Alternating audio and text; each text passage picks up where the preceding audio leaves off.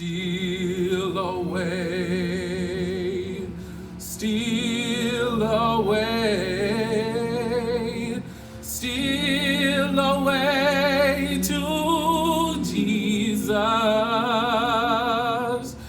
Steal away home. I ain't got long to stay here. And so the American Civil War finally became what it was all about in the first place.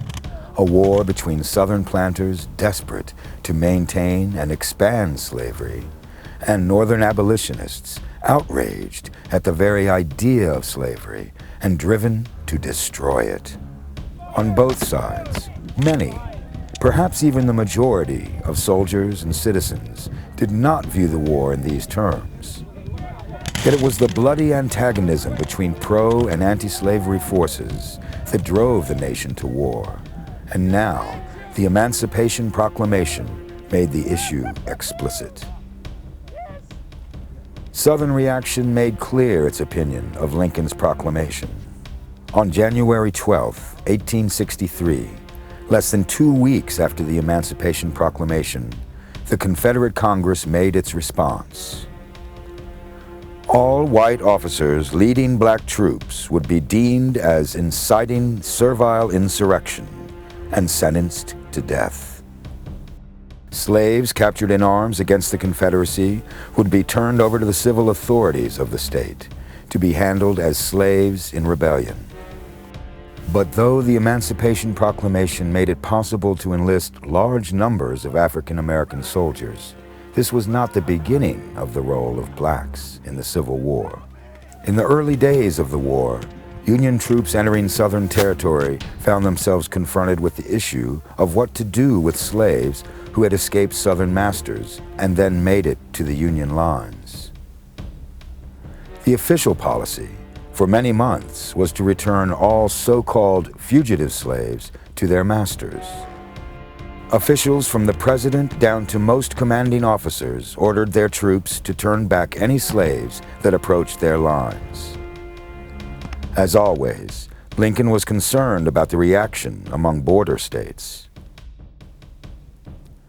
There was always the fear that the slave states that remained with the Union would secede if the federal government moved too strongly against slavery. Even the Emancipation Proclamation itself protected slavery in the border states. Slave owners in Missouri, Kentucky, Maryland, Delaware, and West Virginia could still count on the Fugitive Slave Act of 1850 to protect their property rights. If a slave from a border state escaped to the Union Army, then he should be returned to the owner. But some refused to make that kind of distinction. General Benjamin Butler created a policy in which slaves reaching Union lines were considered contraband. These contrabands, if they had been previously working on behalf of the Confederacy, could now remain with the Union troops. For the most part, early in the war, the Union used contrabands in the same way that the Confederacy used slaves. Bill Sims, a former slave from Missouri, explains. When the war started, my master sent me to work for the Confederate Army. I worked most of the time for 3 years off and on, hauling cannons, driving mules, hauling ammunition and provisions. The Union Army pressed in on us and the Rebel Army moved back. I was sent home. When the Union Army came close enough, I ran away from home and joined the Union Army. There I drove 6-mule team and worked at wagon work, driving ammunition and all kinds of provisions until the war ended. The masters aimed to keep their slaves in ignorance, and the ignorant slaves were all in favor of the Rebel Army. Only the more intelligent were in favor of the Union Army.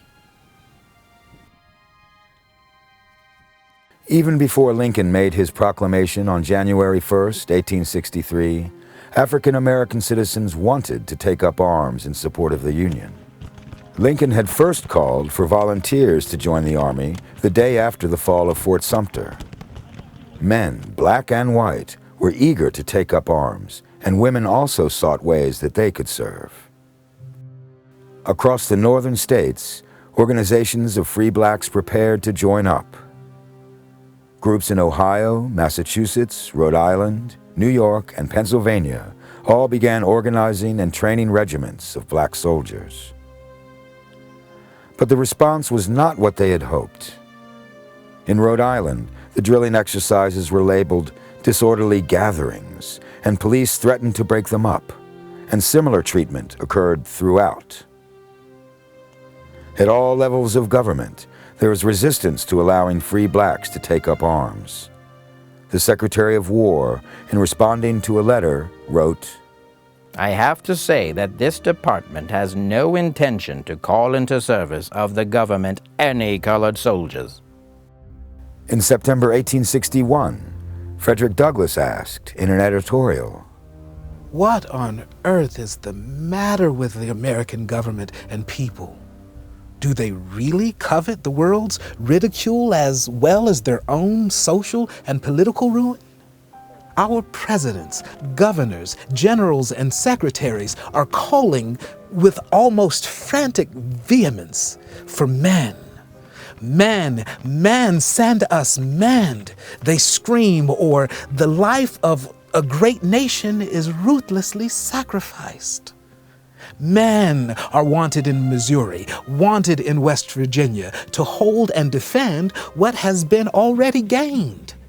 They are wanted in Texas and all along the seacoast. And though the government has its own command of class, deeply interested in suppressing the insurrection, it sternly refuses and degrades and insults the whole class by refusing to allow any of their number to defend the national cause. Did black soldiers actually fight on behalf of the Confederacy, as Douglass said? Certainly, the Confederate government used slaves in its armies. The Confederate Army had the authority to impress slaves into military service. In September 1861, the same month in which Douglass had written his editorial, the Confederate Army of the Peninsula called upon slave owners to send half of their slaves to Williamsburg, Virginia, along with spades, shovels, picks, grubbing tools, and axes. The owners were reimbursed 50 cents per day for the slaves' labors. Slaves were put to work on fortifications as teamsters, as cooks, and in other duties. There are some reports of free blacks and slaves actually bearing arms on behalf of the Confederacy, but the numbers are usually small and hotly debated. Louisiana had a large population of free blacks, some of whom were actually slaveholders themselves. Over 1,000 black soldiers and officers formed the Native Guard, a militia regiment in 1861, which served as part of the Confederate forces. The New Orleans Picayune described a parade of Confederate troops in February 1862. It wrote, We must also pay a deserved compliment to the companies of free colored men, all very well drilled and comfortably uniformed. Most of these companies, quite unaided by the administration, have supplied themselves with arms without regard to cost or trouble. The Journal of Negro History in 1917 reported that these men of color in New Orleans were the only organized body of Negro soldiery on the Confederate side during the Civil War. They were accepted as part of the state militia, forming 3 regiments and 2 batteries of artillery. However, there is some evidence that these free blacks did not join this militia by choice. There are some other reports of African Americans carrying arms for the Confederacy. Some slaves joined their young masters, the sons of their owners, as those sons went off to war. They primarily helped with the grunt work of soldiering, but in some cases they also carried arms. Soldiers from a New York regiment reported being attacked by Confederate cavalry and a large number of armed blacks in Newport News, Virginia, in December 1861. Armed African Americans were reportedly performing picket duty along the Confederate lines in Fredericksburg in 1862. But in general, the numbers were small and the reports stand out for being unusual. The Confederacy did not authorize black troops as part of the Confederate Army until March 1865, too late to have any impact on the outcome of the war. Thanks for watching. If you'd like to help us produce more compelling historical content like this, please like, comment below, and share this video with fellow history buffs. And of course, be sure to subscribe to help keep history happening.